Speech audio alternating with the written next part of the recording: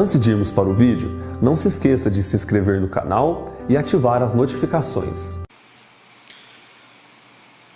Evangelho segundo o relato de João, no capítulo 3, verso 1 diz assim: Havia entre os fariseus um homem chamado Nicodemos, um dos principais dos judeus. Este, de noite, foi ter com Jesus e lhe disse: Rabi, quer dizer mestre, sabemos que és mestre vindo da parte de Deus, porque ninguém pode fazer estes sinais que tu fazes, se Deus não estiver com ele. A isto respondeu Jesus: Em verdade, te digo, que se alguém não nascer de novo, não pode ver o reino de Deus.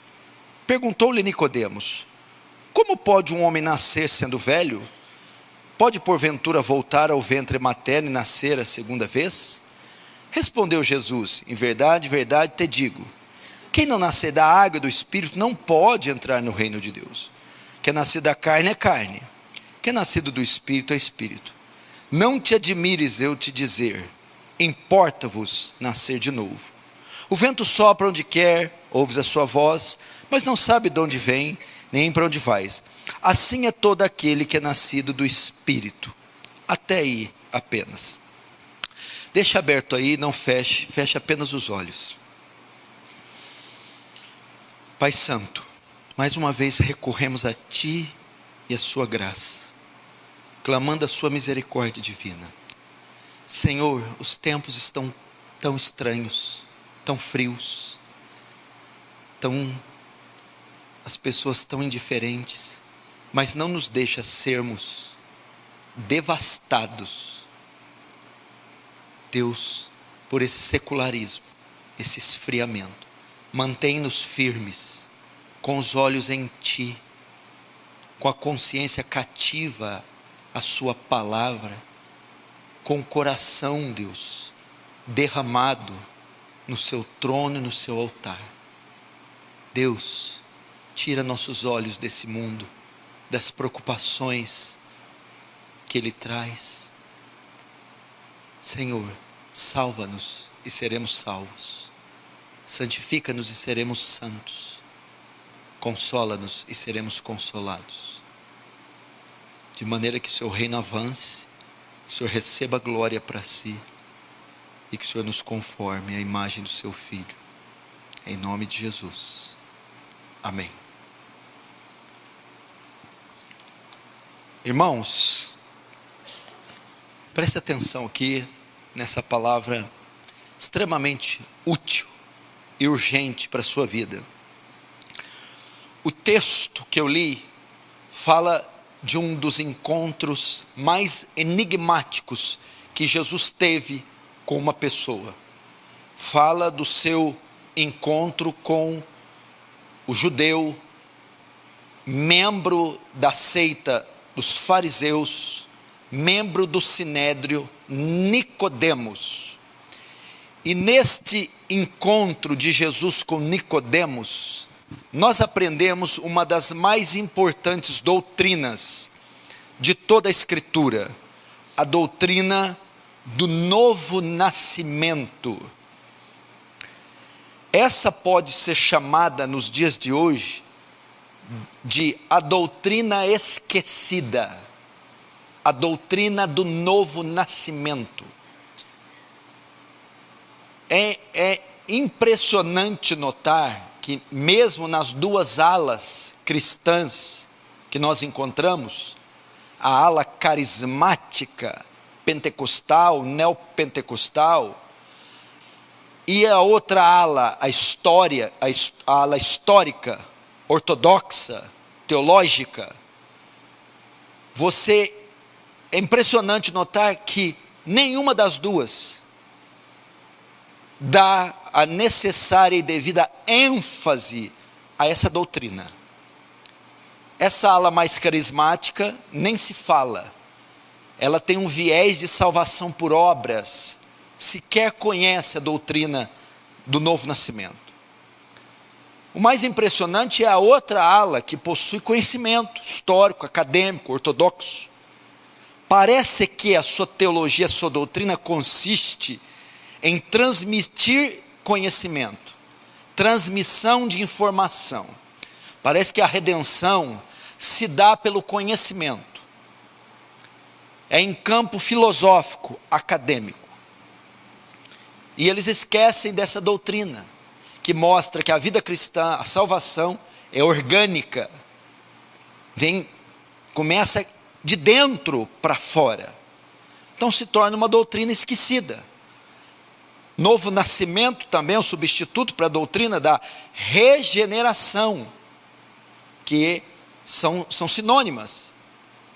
Parece que as pessoas estão ingressando no reino apenas por adotar os costumes concernentes à sua doutrina, à sua igreja, à sua religião. Mas estão esquecendo da transcendência da salvação, a sobrenaturalidade da salvação. A salvação não vem da terra, vem do céu. O homem não pode entrar por agregar algum valor, agregar conhecimento ou alguma obra. O homem só pode ser salvo se o Deus dos céus e da terra salvá-lo. Salvação vem de cima, não vem de baixo. E essa doutrina está sendo esquecida. Por essa razão que você vê um número gigantesco de igrejas e de ditos evangélicos professando a sua fé normal e livremente, batismos acontecendo aos montões, igrejas sendo plantadas, seminários sendo feitos, conferências sendo realizadas, livros sendo publicados, programas de TV, e o contingente evangélico cresce como nunca. Mas você não vê mudança na vida deles. Você não vê expressão cristã no seu viver diário. Por quê? Porque está acontecendo um crescimento de um cristianismo nominal. O que é o crente nominal? É o crente só externamente, só de nome. É o crente que só professa a fé cristã, mas não foi transformado pelo Espírito Santo. Isso é muito perigoso. Isso é muito perigoso. Então está vendo isso. Por quê? Uma vez que essa doutrina é retirada, esquecida, não é pregada, não é ensinada, qualquer um pode ser declarado salvo. Ou qualquer um pode declarar o outro salvo apenas por cumprir os protocolos, os dogmas da religião. Mas Jesus aqui foi bem claro com relação a Nicodemos. Só pode ingressar no reino, só pode ser um cristão autêntico quem passar por esse processo, que está acima, transcende a religião, os costumes, o novo nascimento, a regeneração, nascer de novo, o renascimento. E a igreja precisa resgatar essa doutrina. Então, por essa razão que o bode vem para a igreja e continua bode. O joio vem para a igreja, continua joio. E ele pensa que ele é trigo, ou ele pensa que ele é ovelha, porque agora ele aderiu, ele aprendeu, ele alcançou conhecimento histórico, acadêmico, reformado, teológico ou doutrinário. Mas a essência dele, o cerne dele, o coração, a alma dele, não foi afetada, não mudou. Então está caindo no mesmo erro que a igreja romana, desses 20 séculos. Salvação continuará sendo fiada nas obras. E quando diz obras, não são só sacrifícios. Conhecimento também é obra, batismo é obra, profissão de fé é obra. Eu não posso me fiar nisso. E muitos aqui precisam aprender isso e se questionarem: eu passei pelo novo nascimento? Não, eu sou salvo, por quê? Porque eu estou numa igreja bíblica, congrego na igreja Aliança do Calvário, cumpro os ritos da fé reformada. Não, houve uma mudança interior, uma transformação radical de mente e coração. É isso que vai definir a sua entrada no céu.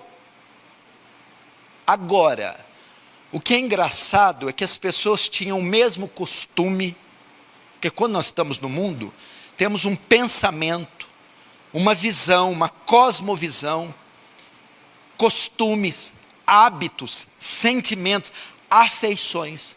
E a pessoa ingressa na fé evangélica, 1 ano, 2, 10, mas ela continua tendo as mesmas afeições, pensamentos, sentimentos. Como é que uma pessoa dessa pode dizer salva? Tem que haver uma mudança radical. E se isso não aconteceu com você, você pode passar por qualquer igreja, por mais bíblica que seja, e agregar o maior número de informação e conhecimento possível. Isso não é suficiente. E isso foi o caso de Nicodemos. Não é o Augustus Nicodemos não, tá? É o Nicodemos. Vamos entrar um pouco então no texto. Na vida pública de Jesus, na vida pública, no ministério terreno de Jesus, que se deu num curto período de tempo, era comum ele ser cercado por pessoas pobres, miseráveis, desventuradas, enfermas, simples. Só você ir para o evangelho, para os evangelhos, você vai ver as multidões desafortunadas, miseráveis, seguiam Jesus. Esse era o tipo e o perfil de pessoas que o cercavam. Entretanto, nessa história, tirada do capítulo 3, uma figura singular vai encontrar Jesus. Nós temos um encontro com alguém incomum, alguém que não era do círculo de pessoas que cercava Jesus. Esse homem era Nicodemos, uma autoridade judaica. Agora, por que um homem com essas prerrogativas, um homem com essa patente, uma autoridade judaica, iria procurar Jesus? Por que ele se interessaria por Jesus? Porque apesar de todo o seu conteúdo, algo lhe faltava. Algo faltava no seu coração. Vamos conhecer um pouco então quem era Nicodemos. A Bíblia diz, o capítulo diz primeiro que ele era um fariseu. O que é fariseu? Os fariseus compunham a mais importante seita, ou a mais importante grupo da religião judaica. A palavra fariseu vem do grego, quer dizer separados. Eram os separatistas, não no sentido isolacionista, como os essênios que se excluíam. Eram separatistas no sentido ritualístico.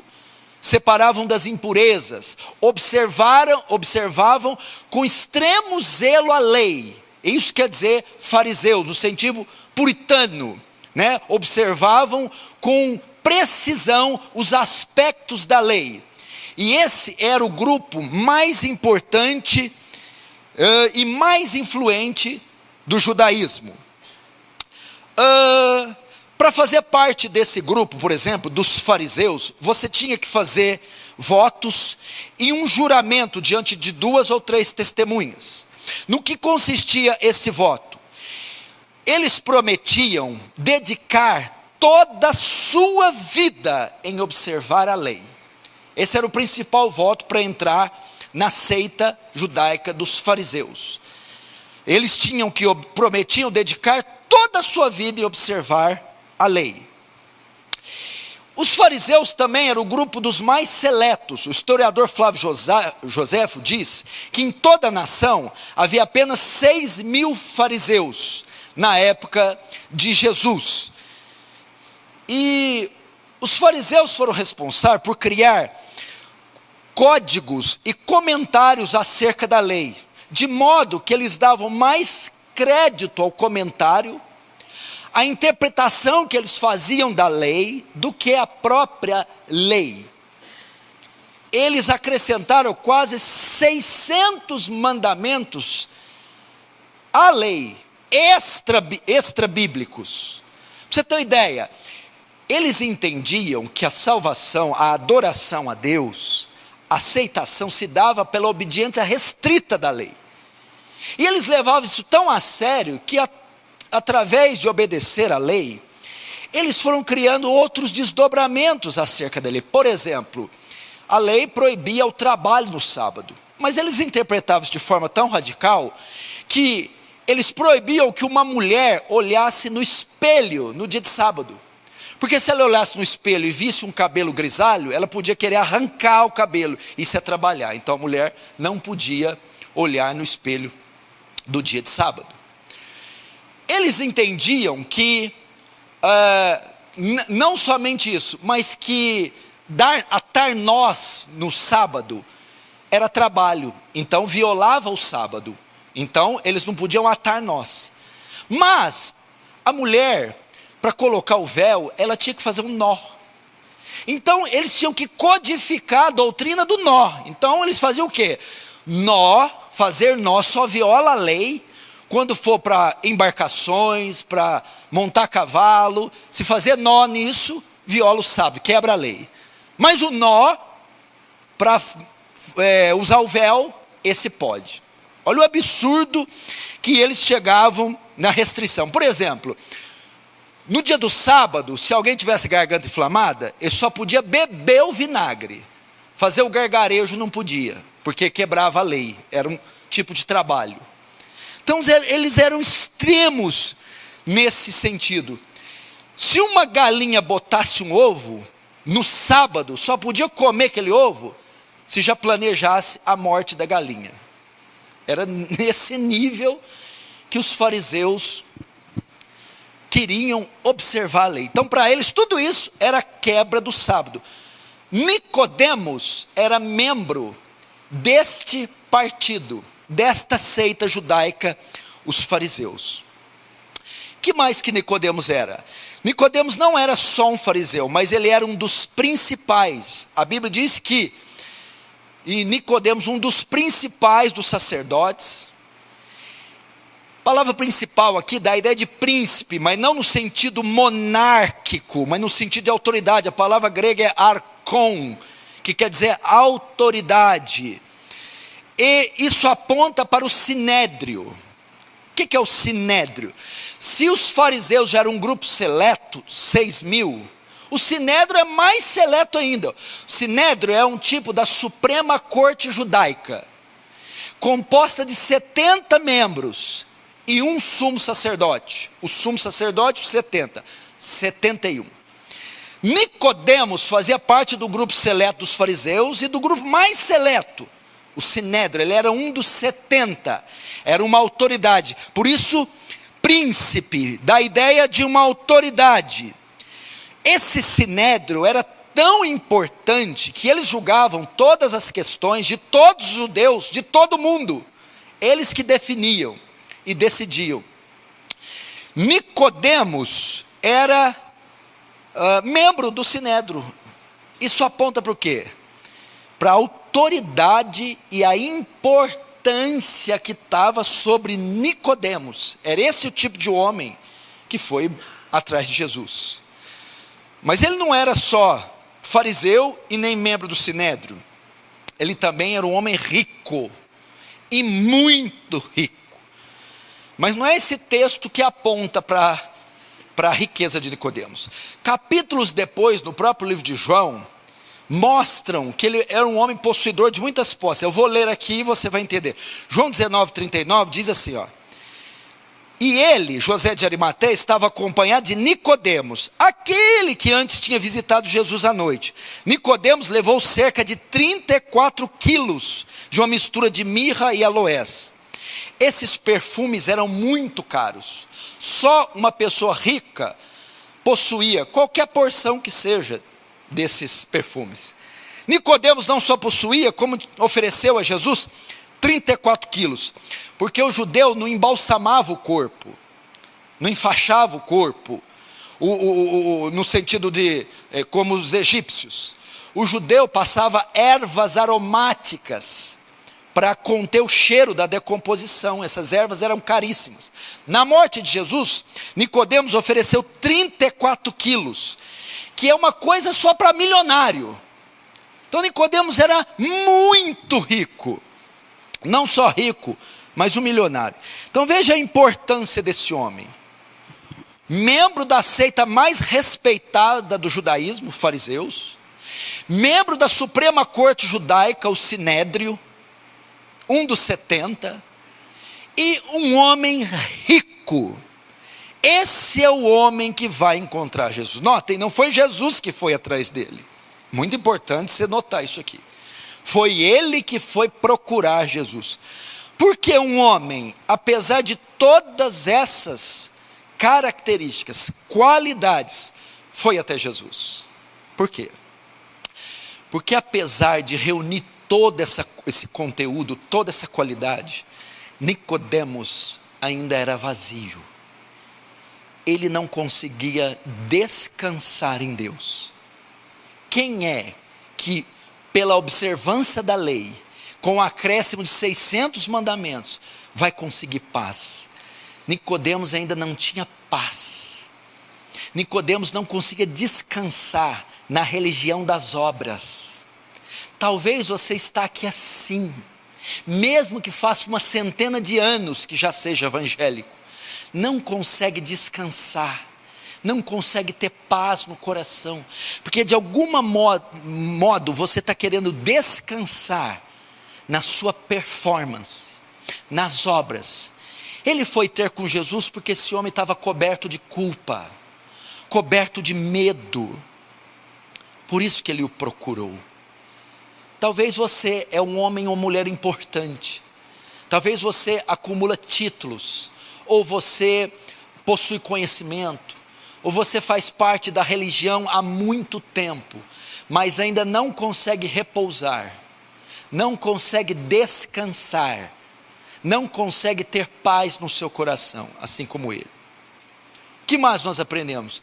Em que período do dia ele foi se encontrar com Nicodemos? O verso 2 diz que este de noite foi ter com Jesus. Ele vai à noite. Ele vai de noite. Por que de noite? Quando você quer conhecer uma pessoa, olhar para ela cara a cara, a melhor hora de fazer isso é durante o dia, né? A luz do dia. Mas Nicodemos não.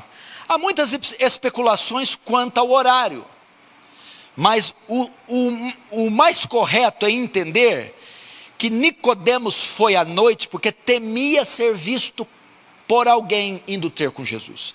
Porque para os judeus, para os fariseus e para o sinédrio, Jesus era um impostor, um embusteiro, um falso profeta, um falso Messias.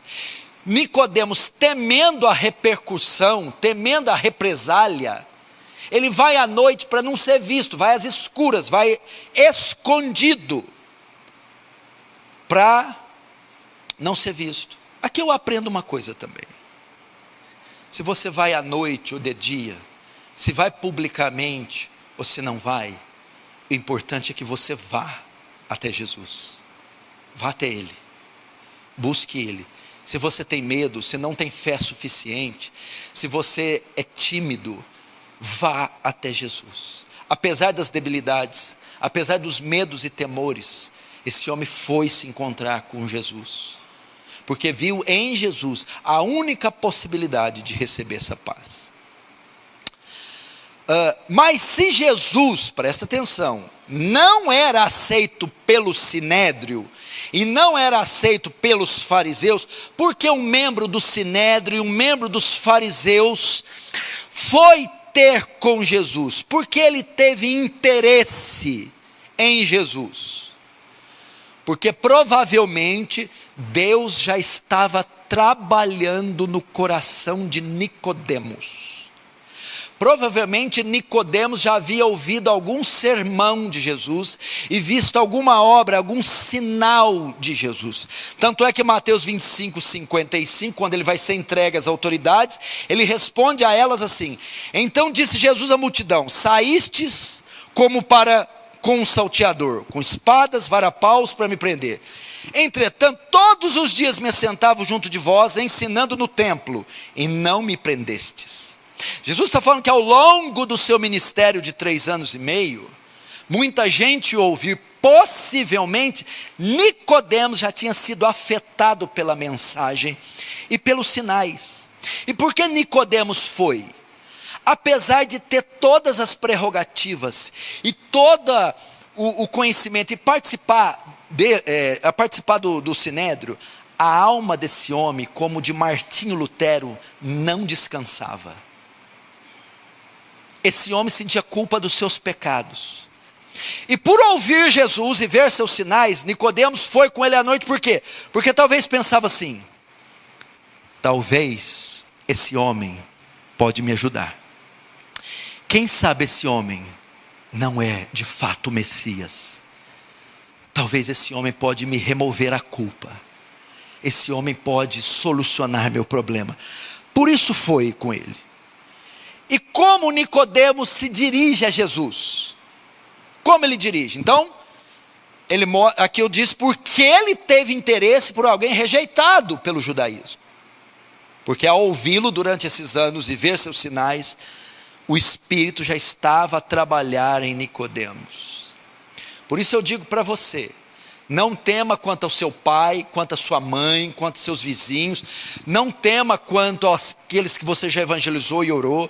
Pode ser que no início da sua pregação eles ouçam, e pode ser que no final da sua vida eles se convertam. Pode ser que isso aconteça.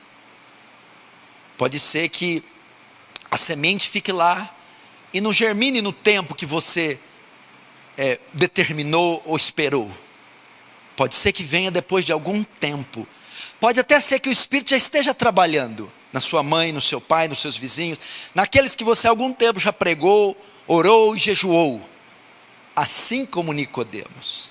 E quem sabe à noitinha não procurem você, relatando o que já aconteceu. Agora, como ele se dirige a Jesus? Como começa o diálogo? Né? Verso 2, e este foi ter de noite com Jesus e disse, olha como ele se dirige: Rabi, sabemos que és mestre vindo da parte de Deus, porque ninguém pode fazer esses sinais que tu fazes, se Deus não estiver com ele. Ele usa o termo Rabi, é um título usado pelos judeus para se dirigir aos seus mestres. Rabi, rabino, da ideia de um mestre, de uma autoridade judaica. Ele foi diante de Jesus de forma respeitosa, temerosa. De fato, ele reconheceu em Jesus a autoridade de Deus nele. Ele reconheceu. Por isso, vejam só, outros o tratavam como impostor, embusteiro, falso profeta. Nicodemos não foi tanto. Já havia alguma iluminação em Nicodemos para chegar nele: mestre, rabi, esse homem é de Deus. Porque é impossível alguém fazer os sinais que ele faz se Deus não for com ele. Entretanto, ainda não houve conversão. Houve uma simpatia, um interesse. Por quê? Porque ele na verdade ofendeu Jesus, chamando de rabi. Porque quando Mateus 18, Jesus, a popularidade dele explode, e os discípulos vêm diante dele: mestre, olha, uns dizem que o Senhor é Elias, outros que é João Batista que ressuscitou dos mortos, outros Jeremias, outros os profetas. E tu, quem diz que sou? Tu és o Cristo, o Filho de Deus. Bem-aventurado és tu, Simão Barjonas. Ou seja, a declaração de Pedro ou de Natanael foi que Jesus era o Filho de Deus, o Messias, era Deus encarnado. Nicodemos se limitou, ele é uma autoridade usada por Deus. Isso provando o quê? Que a conversão ainda não tinha acontecido, mesmo que de forma respeitosa ele se dirigisse a ele. Então foi essa a maneira que Nicodemos começou o diálogo e fez uma afirmação. Sabemos que é mestre vindo de Deus, porque ninguém pode fazer essas coisas se Deus não estiver com ele. Agora a resposta de Jesus, vamos ver, verso 3. A isto respondeu Jesus: em verdade, verdade te digo, que se alguém não nascer de novo, não pode entrar no reino de Deus. Olhe para cá. Por que Jesus respondeu dessa maneira? Aliás, por que Jesus respondeu? Nicodemos não fez nenhuma pergunta. Nicodemos fez uma afirmação. Nicodemos disse que era um mestre instruído, enviado por Deus. Jesus responde, entra no diálogo, respondendo uma pergunta que não foi feita. Nicodemos não fez essa pergunta, ele só reconheceu ele como rabino. Por que Jesus então diz: olha, o senhor é mestre, o senhor é um mestre, né, enviado por Deus, porque ninguém pode fazer o que o senhor faz se Deus não for com ele. Em verdade te digo, quem não nascer de novo não entra no reino dos céus. Uai, eu não te perguntei isso? Jesus era onisciente. Aqui ele vai mostrar a divindade dele. Ele sabia qual era a intenção de Nicodemos. Nicodemos só o procurou de noite, porque ele estava preocupado com a sua salvação. A ideia aqui de Nicodemos, o coração dele estava assim: já que esse homem apareceu, quem sabe ele não seja o Messias? E eu quero me assegurar, se toda a minha obediência à lei, se fazer parte dos fariseus, se ser membro do Sinédrio, é suficiente para eu ser salvo. Ele estava com essa questão no coração. Jesus então já chega a responder: não é suficiente. Ele estava preocupado com a sua vida eterna. Sua alma não repousava seguro. Nicodemos queria saber se estava aprovado ou não diante de Deus, sem que ele tenha falado. Pastor, como é que você pode ter certeza que era isso? Porque na tréplica de Nicodemos, ele não desmente Jesus. Entendeu? Porque Nicodemos podia falar: não, mas eu não quero saber disso não, Jesus, não estou preocupado com isso. Eu estou fazendo outra afirmação, eu quero saber a sua natureza. Eu não quero saber a condição da minha alma. Não, Nicodemos entra no diálogo. Ou seja, demonstrando que essa era a preocupação dele. Jesus estava dizendo para ele com essa resposta: não basta toda a sua consistência religiosa, é necessário uma força sobrenatural para você entrar no reino dos céus. Jesus estava antecipando as questões da alma de Nicodemos. Nicodemos, se você não nascer de novo, você não pode compreender os mistérios do reino, nem tampouco entrar nele. Irmãos, outra coisa que eu aprendo aqui: quem é você? Quem é você? Você é você, não é? Seguramente você é um homem, uma mulher que adquiriu alguma coisa na vida. Você tem nome, legitimidade. Você é indivíduo. Indivíduo é a capacidade de ser uno. Só tem você no planeta. E ai de mim, de nós, tivesse dois de você. Só um de você já está bom. Quem é você? O que você já conquistou? O que você tem? Onde você mora? Qual sua idade? Quais são seus sonhos, seus projetos? Você, como Nicodemos, tem uma identidade própria, e você, ao longo desse tempo, formou essa identidade e ocupa uma posição na sociedade, uma posição no reino, na igreja, no mundo espiritual. Ok? Ok. E talvez você tenha até destaque e prestígio como Nicodemos. Mas a maior necessidade de Nicodemos e o maior anseio da alma dele era saber se eu estou salvo, se eu sou aceito por Deus, se eu tenho a vida eterna. Nicodemos, na escala de valores, colocou todas as suas prerrogativas, seus títulos, sua posição embaixo. e a necessidade da sua alma no primeiro lugar. Essa também deve ser a grande preocupação sua. Onde repousa a sua alma? Onde descansa a sua fé? Qual é a condição da sua alma? Por mais que você tenha a identidade que você tem, Jesus, quando lê o coração de Nicodemos, vê que esse era o anseio de um homem daquela graduação. Se o Senhor ler o seu coração, se o Senhor escrutinar o seu coração, se o Senhor sondar o seu coração, também esse é o grande anseio da sua alma. Apesar de você ser quem você é, sua alma aspira pelas coisas celestes. Isso aqui me impressionou nele. Apesar de tudo que ele tinha e que ele era, ele estava preocupado. Para onde eu vou quando eu morrer? Como está a minha condição diante de Deus? Eu tenho a vida eterna? Se não tenho, como faço para tê-la? Essa não é a nossa condição.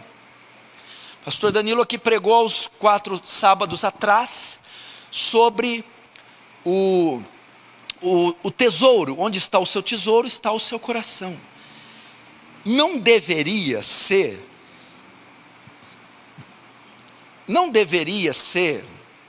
algo óbvio o coração de todo e qualquer crente estar em Deus? Não deveria ser esse o nosso anseio? Ali fala das lealdades, dos anseios, ali fala dos desejos mais íntimos. Onde está o seu tesouro, está o seu coração. Aqui Nicodemos está mostrando onde estava o tesouro dele.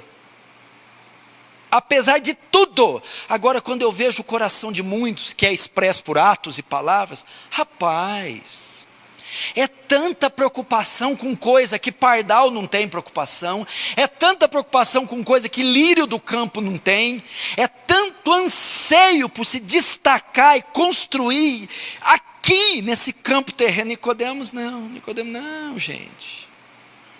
Quero saber a condição da minha alma. Aí Jesus responde dizendo, toda a sua consistência religiosa não é suficiente.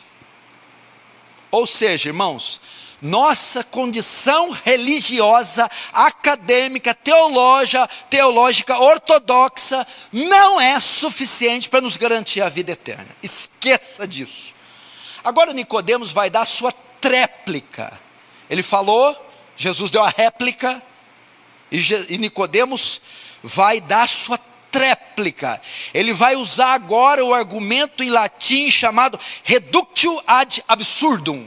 Vai reduzir o argumento a um absurdo. Olha o que ele vai dizer, verso 4. Perguntou-lhe Nicodemos, como pode um homem nascer sendo velho? Velho é adulto, grande. Pode porventura voltar na barriga, no ventre da mãe, e nascer segunda vez?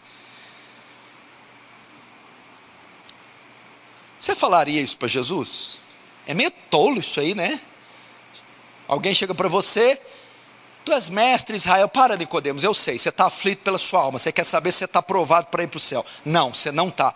Como eu não estou sendo judeu, sendo fariseu e sendo membro do sinédrio? Não, você tem que nascer de novo. Aí Nicodemos coça a cabeça. Eu vou usar aqui o reductio ad absurdum, redução de argumento para mostrar o quanto ela é absurda. Ou seja, vou fazer de bobo. Porque veja só, lembre-se, ele é um mestre em Israel. Ele não respondeu isso como um ignorante. Ele respondeu assim para mostrar para Jesus que aquilo que Jesus está dizendo era um absurdo. Ele não compreendia. Na mente de Nicodemos, a salvação, o ingresso no reino, se dava pelo zelo e obedecer à lei. Aí vem alguém e diz assim, e coloca a lei de lado, e diz, você tem que nascer de novo. Aí Nicodemos, vou reduzir o argumento absurdo. Ou seja, o senhor está falando besteira. Como é que eu desse tamanho, com 1,80 m, com 48 anos, eu vou entrar na barriga dela de novo?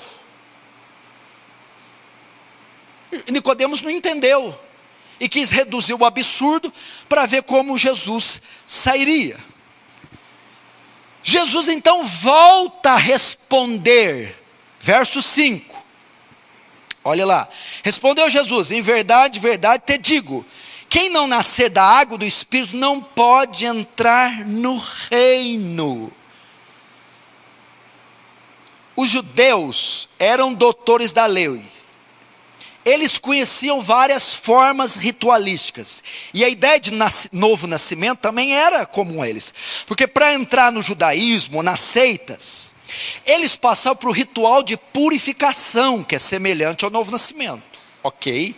Por isso que Jesus diz, quem não nascer, você não entendeu bem que tem que nascer de novo? Eu vou te explicar, quem não nascer da água e do Espírito, não pode entrar. Da água, o ritual de purificação, o batismo, o ingresso na religião, isso é bom, é importante, é o ato externo da fé. Mas Jesus vai dizer, só nascer da água, o ato externo, os votos da religião, não é suficiente, tem que ser da água e do Espírito. Ele está dizendo isso para Nicodemos, você tem que nascer da terra e nascer do céu, cumpre com os votos externos, e tem que haver uma transformação interna, é isso que ele está dizendo. Porém, a intriga de Nicodemos era, porque eu com todas as prerrogativas, preciso nascer de novo, Jesus está dizendo, porque só os rituais da lei, só a observância da lei cerimonial, só o zelo pelos mandamentos, não é suficiente, porque consistem numa mudança externa, ainda não é suficiente, você tem que alcançar um nível maior, o quê? Uma mudança interna. Aqui é que a maioria das religiões cai, aqui é que a maioria de muitos cristãos cai, mas eu já fui lavado pelas águas, eu já nasci da água, batismo, santa ceia, orar em língua, profecia, eu já cumpro todos os compêndios da minha fé. Jesus está dizendo, não é suficiente, tem que haver uma mudança nas vísceras, uma mudança nos intestinos, uma mudança no cerne, na alma, nos pensamentos, no coração. É isso que ele está dizendo. Jesus está ensinando um princípio elementar para ingressar no seu reino: nascer de novo. Entendeu? Isso tem que ser aplicado a você. É condição sine qua non, novo nascimento, para entrar no reino dos céus. É imprescindível, é indispensável que você nasça de novo. As pessoas estão se fiando no quê? Estou pagando minhas contas em dia, estou indo nos cultos, estou lendo 3 capítulos da Bíblia, está tudo bem. Você está se fiando nisso? Não. Eu quero saber se o mal que você amava, hoje você odeia, e o bem que você odiava, hoje você ama. Era rixoso, vingativo antes, deixou de ser. São princípios interiores, são afeições. Não é o quanto você fumava de maconha e quanto você deixou, o quanto você bebia de pinga e quanto você deixou, o quanto você frequentava balada, boate, o quanto de gente você matava e você deixou de... Não é isso. Isso é lavar, é nascer da água, é os atos externos. Mas a essência, eu parei de matar, mas também parei de odiar. Eu parei de usar do mundo, frequentar o mundo, mas também parei de amá-lo. Perdi o prazer, a minha essência muda. Essa é a ideia. Entendeu? Porque você pode muito bem fazer uma coisa e não gostar dela, e pode deixar de fazer outra coisa e ainda gostar dela. Regeneração não é isso. Regeneração é deixar de gostar o que eu odeio e passar a fazer o que eu amo. Os crentes de hoje não. Os crentes estão fazendo o que odeiam, a justiça de Deus, e pararam de fazer o que amam, o pecado. Isso não é novo nascimento. Entendeu? Por exemplo, vou dar uma ideia clara de novo nascimento. Tem um casal na igreja, um casal solteiro, que comete fornicação. Um jovem com uma jovem, vão para a cama. Vão para a cama e frequentam de vez em quando a igreja. E eles querem se batizar, mas não conseguem batizar por causa da fornicação. Aí, não tem jeito de batizar porque não estamos em fornicação. Então já sei, para a gente batizar, vamos casar. A gente casa, livra da fornicação e batiza. Você batiza, pastor? De jeito nenhum. Esse povo nasceu de novo? De jeito nenhum. Por quê? O batismo, o casamento foi uma solução para eles continuarem com a prática da fornicação. A regeneração. Os dois fornicam e estão aí na igreja. Quando ela acontece, eles param imediatamente de fazer. Mudaram. O conceito deles daquela prática mudou. Gente, isso aqui é pecaminoso, sujo.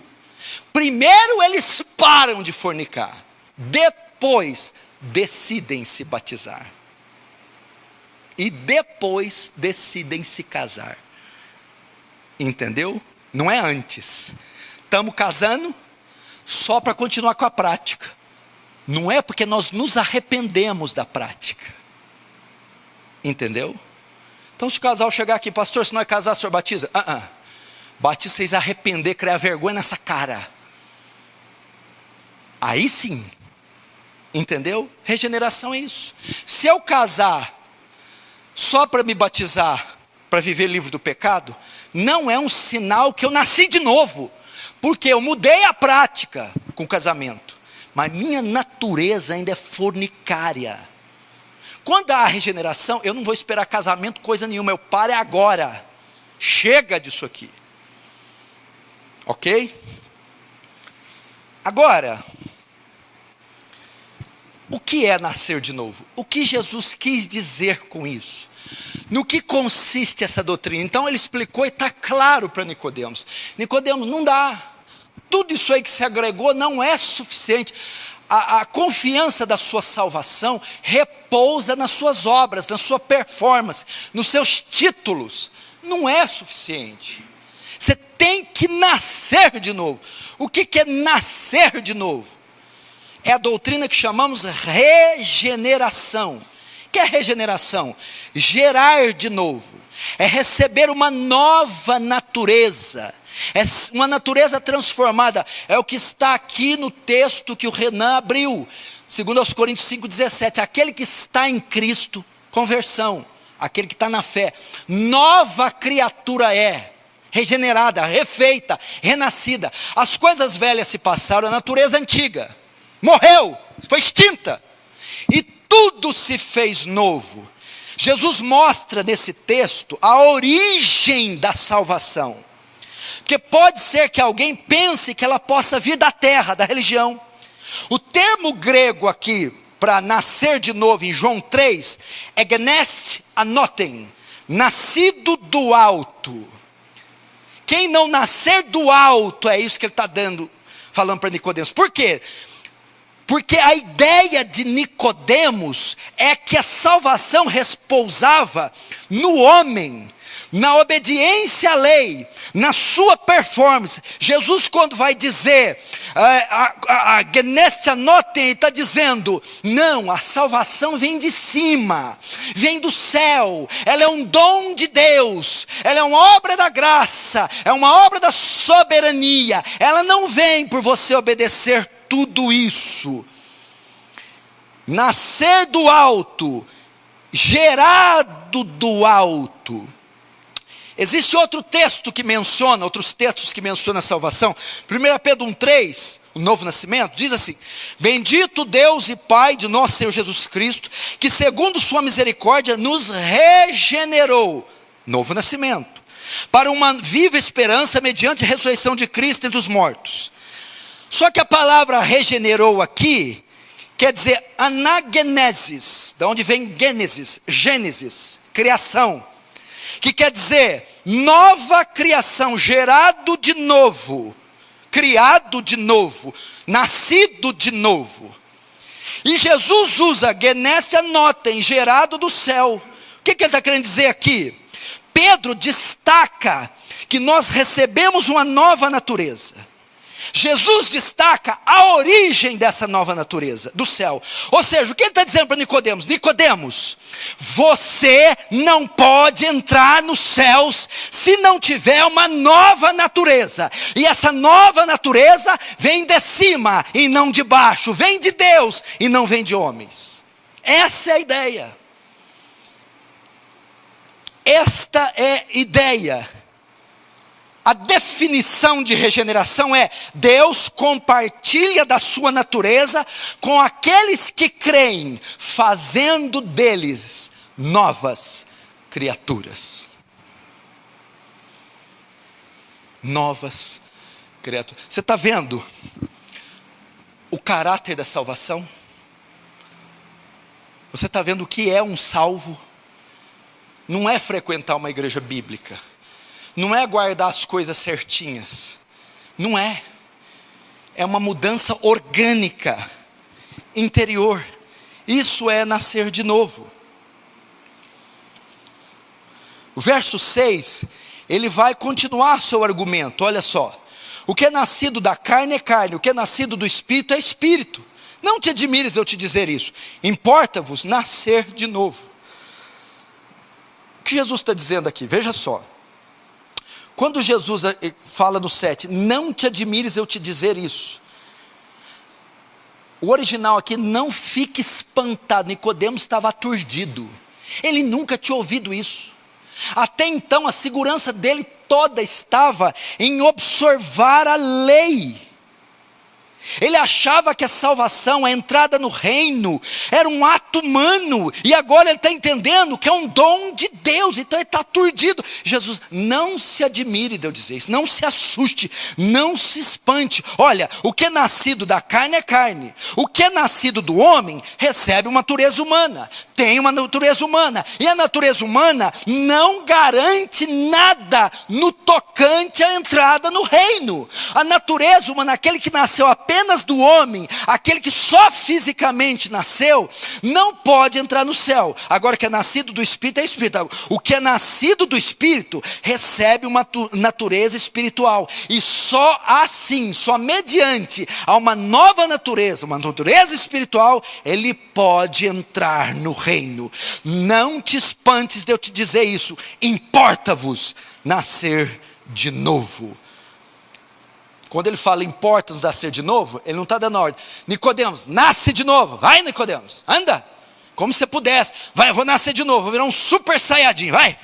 Vou me fundir, Goku e Vegeta. Não é isso. A ideia aqui é: não te admires, não te espantes, não fica aturdido. Talvez isso pode ser trazido para nós. Pastor, o senhor está dizendo que as minhas obrinhas não vai... É igual o urso, você fala, não teve? Não teve. Não vai? Não vai. Vai, não vai, né? Suas obrinhas? Não vai. Nada valem ante a lei. Não é isso que nós cantamos? Tudo indigno, impuro sou. E vai. Para nós, Jesus está dizendo que as suas obrinhas, suas velinhas acesas, suas procissõezinhas, os seus jejunzinhos, seus votozinhos, que tem como finalidade redenção, perdão, salvação, não servem de nada. Agora, importa nascer de novo. O que ele está querendo dizer? Vai, Nicodemos, nasce de novo? Não. Algo precisa acontecer com você. O Espírito precisa plantar em você a vida do alto, a vida de cima. É assim que você tem que falar para suas esposas que não são convertidas, para os seus maridos ímpios, para os seus filhos, para as suas congregações, e dizer: não adianta, meu filho, algo do céu tem que pegar você. Fogo do céu tem que descer sobre você, não adianta. Uma espada tem que atravessar suas vísceras e jogar ali a semente do reino. Não adianta. Boas obras. Aliás, não sei que boas obras é essa, porque crente, meu amigo, quando dá para ser ruim, é só uma obra. Por quê? Porque não foi gerado de cima, foi gerado da religião, foi gerado do batismo, da profissão de fé.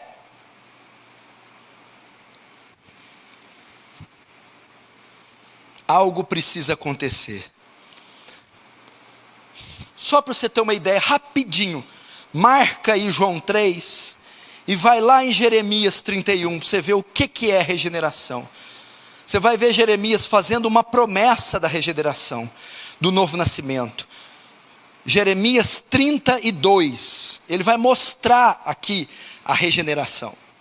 Veja só, Jeremias 32,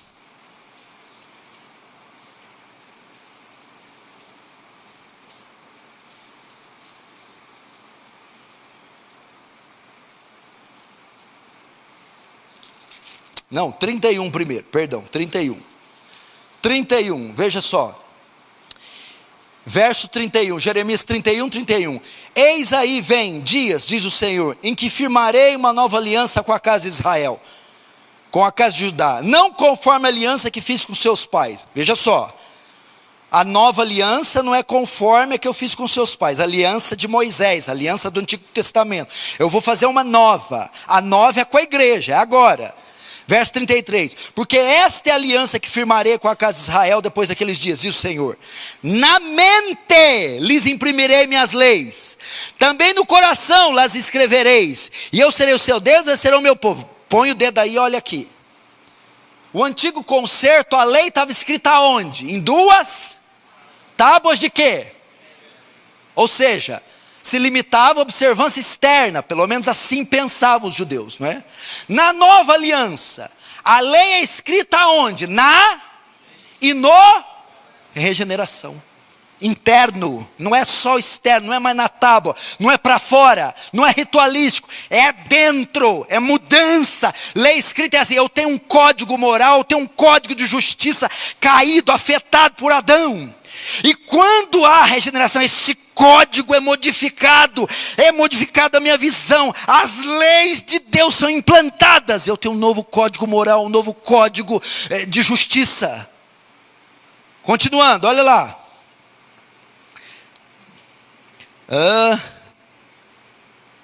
Verso 33, na mente lhes imprimirei minhas leis e também no coração escreverei. E eu serei seu Deus, eles serão o meu povo. Agora vamos ver o agente disso. Jeremias 32, o verso 39. Jeremias 32, 39. Dar-lhe-eis um só coração, um só caminho, para que me temam todos os dias, para o seu bem e bem dos seus filhos. Agora olha lá, verso 40, farei com eles aliança eterna, segundo a qual não deixarei de lhes fazer o bem, e porei o meu temor no seu coração, para que nunca se apartem de mim. O meu temor é o mesmo que meu espírito. Você pode ver isso em Ezequiel. Corre para Ezequiel, que é 2 livrinhos para frente. Ezequiel 36, você aprendeu o que é regeneração. Ezequiel 36.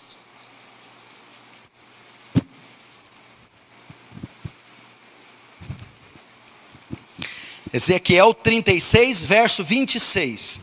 Está falando da regeneração. Promessas a respeito da nova aliança. Ezequiel 36, 26. Dar-vos-ei coração novo, regeneração.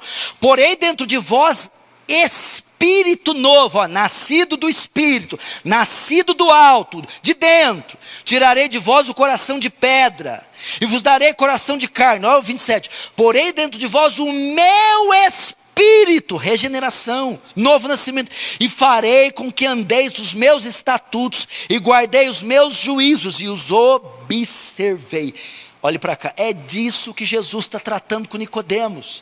A promessa do novo pacto, da nova aliança, com relação à salvação, deve se cumprir em você, se você quiser entrar no céu, Nicodemos. Qual é? De um novo nascimento. A lei não agora para fora, a lei dentro, a lei no coração, a lei na mente, mudança interior, mudança orgânica, regeneração. Agora volta rapidinho para a gente terminar em João 3. João 3. De novo.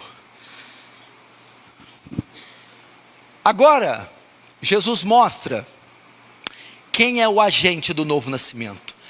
Quem é o responsável? Como eu disse, vai Nicodemos, nasce de novo. Era ele o responsável. Vai, eu vou nascer. Não. É religião? São as obras. Quem causa isso?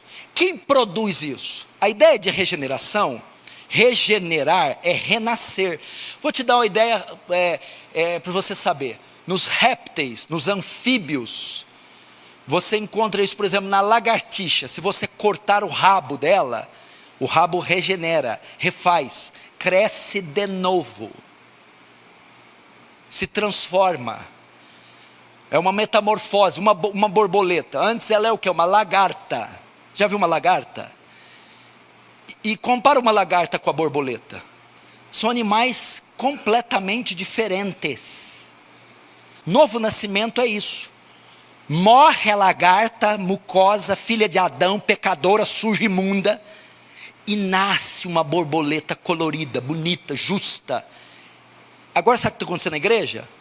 As lagartas vêm, aí só bota 2 anteninhas nela, ou pinta a corzinha dela. Ela continua lagarta, asquerosa, mucosa, mas puseram uma anteninha, puseram uma corzinha nela. Ela não virou uma borboleta. É os crentes nominais. Eles vêm rastejando, eles vêm soltando muco para todo lado, o fedor do pecado, e vão vindo. Aí você na igreja, vamos pôr 2 anteninhas nela, dá uma limpadinha, passa e pinta aí, faz uma cruzinha nela, tá bom aí, ó, lagartinha de Jesus. Mas a lagarta, não, meu querido, tem que entrar dentro do casulo do evangelho, da graça e da glória, e sai de lá um novo ser, uma nova criatura. É isso. Quem é o agente que causa a regeneração? Vamos lá. O agente da regeneração está em 2 textos. O verso 5. Respondeu Jesus: verdade te digo, quem não nascer da água e do Espírito não pode entrar no reino. Agora o verso 8. O vento sopra onde quer, ouves a sua voz, mas não sabe de onde vem, nem para onde vai. Assim é todo aquele que é nascido de Deus. Jesus fala do agente nos 2 textos. Primeiro, quem não nascer da água e do Espírito. Os fariseus estavam acostumados com a água, mas não com o Espírito.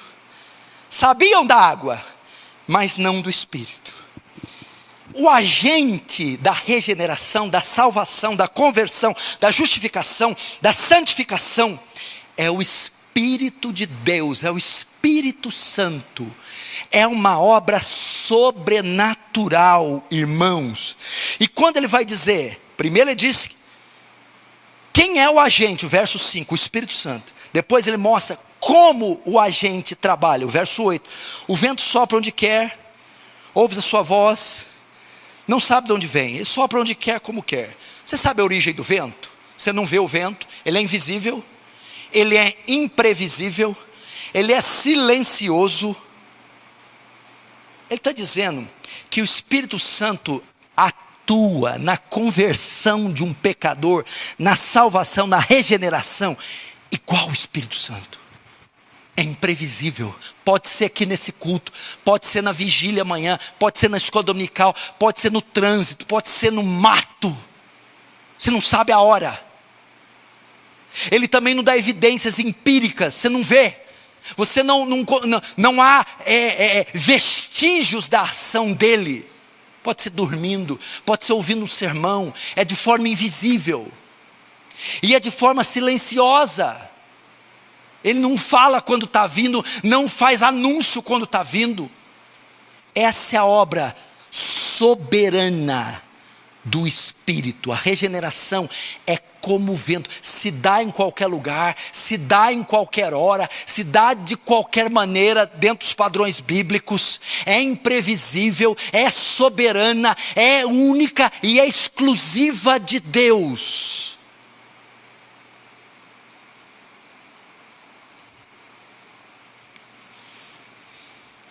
Mais uma vez, Deus está excluindo as obras. Nicodemos, você está achando que é por todo esse ritual previsível, visível, é por todo esse ritual barulhento, obras, não, querido, é uma coisa invisível, sobrenatural, que não está no seu poder, não está na sua mão. Igreja nenhuma domina isso aí, homem nenhum domina isso aí, não está na mão de pregador nenhum, de religião nenhum. É uma obra da graça e uma obra da soberania, que só o céu faz quando quer, como quer e com quem quer. Agora a gente termina. E aí? Nicodemos nasceu de novo? Foi salvo? Vamos ver se depois dessa aula de desintoxicação religiosa, Nicodemos foi salvo. Antes, Nicodemos foi ter com ele de noite. Agora Nicodemos foi ter com ele de dia. Abre comigo em João 19. João 19. Agora Nicodemos vai abertamente, agora é discípulo declarado. João 19. Antes ele foi ter de noite, com medo, com receio. Agora ele vai ter de dia. João 19, verso 38. João 19, 38. Depois disso, José de Arimateia, que era discípulo de Jesus, ainda que ocultamente pelo receio que tinha dos judeus, rogou a Pilatos que permitisse tirar o corpo de Jesus. Pilatos lhe permitiu. Então foi José de Arimateia e retirou o corpo. E também Nicodemos, aquele que anteriormente viera ter com Jesus à noite, agora foi de dia, levando 100 libras de um composto de mirra e aloés. Tomaram, pois, o corpo de Jesus, envolveram em lençóis com os aromas, como é de uso entre os judeus na preparação para o sepulcro. Agora vê no João capítulo 7. Primeiro, Nicodemos foi de dia, antes de noite. Agora, Nicodemos defende Cristo no Sinédrio. Passa a ser um discípulo dele, um defensor. João 7, verso 50. João 7,50. Nicodemos, um deles, que antes fora ter com Jesus, perguntou-lhes: acaso a nossa lei julga um homem sem primeiro ouvi-lo e saber o que ele fez? Responderam eles: dar-se-á o caso que também és tu da Galileia? Examine e verá se da Galileia se levantou algum profeta. E cada um foi para sua casa. Veja só, agora Nicodemos arriscou a sua vida. Conversão verdadeira, novo nascimento, com evidências, com frutos. Veja só que a regeneração se deu em Nicodemos. Depois que ela acontece, ela se torna visível. Aquele que vinha ter de noite, com medo, agora vai de dia, publicamente declarando que adora o Senhor. Aquele que criticava Jesus, se opunha, agora o defende aberta e publicamente. Ele nasceu de novo. Foi um dos discípulos de Jesus. Agora eu termino. Você nasceu de novo, recebeu uma nova natureza, e essa veio do alto. Você nasceu do alto, sua essência mudou. Pastor, como eu sei que eu nasci de novo? 3 áreas: vontade, sua relação com o pecado, sua relação com o mundo, sua relação com Deus. Essas 4 coisas. Sua relação com Deus mudou de antes da igreja de Cristo e agora. Sua relação com o pecado mudou de antes e agora. Sua relação com o mundo mudou, e a sua vontade foi afetada. Essas 4 áreas você consegue saber se você nasceu. Não estou perguntando se você batizou, se você frequenta a igreja, se você fala em língua, não. Se você foi gerado do alto, de novo. Sua visão do pecado e a sua relação com ele mudou. Sua visão de Deus, sua relação com ele mudou. Sua visão do mundo, sua relação com o mundo mudou. E a sua vontade foi agressivamente alterada. Se foi, você nasceu de novo, entrou no reino, herdou a vida eterna. Se não foi, você não entrou no reino, não nasceu de novo. Paulo diz: examine-se a si mesmo para saber se está na fé. Examina você mesmo para saber se você é salvo. Não fica confortável se o salarinho está bom, se a vidinha está tocando, está empurrando com a barriguinha, se está vindo aqui dominguinho. Meu filho, não contenta com isso. Examina o coração, as entranhas, os intestinos. Examina a mente, as afeições, os valores, os anseios, os afetos. Examina onde eles estão postos, no que eles estão centrados. Examina para ver se você foi gerado de novo. Se você não foi, eu vou dizer como Nicodemo, como Jesus: necessário é nascer de novo. Algo do céu tem que acontecer. Deus tem que encontrar você. A semente do céu tem que ser plantada em você. Fecha os olhos, vamos orar. Gostou do vídeo? Então não se esqueça de se inscrever no canal e acionar as notificações. Estamos pedindo isso por conta das novas normas do YouTube. Para isso é necessário seguir 3 passos: se inscrever no canal, ativar as notificações clicando no sininho ao lado do botão inscreva-se e curtir o nosso vídeo. Fazendo isso, você irá contribuir com o canal e ajudará a levar o Evangelho para mais pessoas. Deus abençoe. Deus abençoe.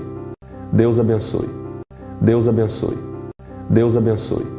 Deus abençoe. Deus abençoe. Deus abençoe.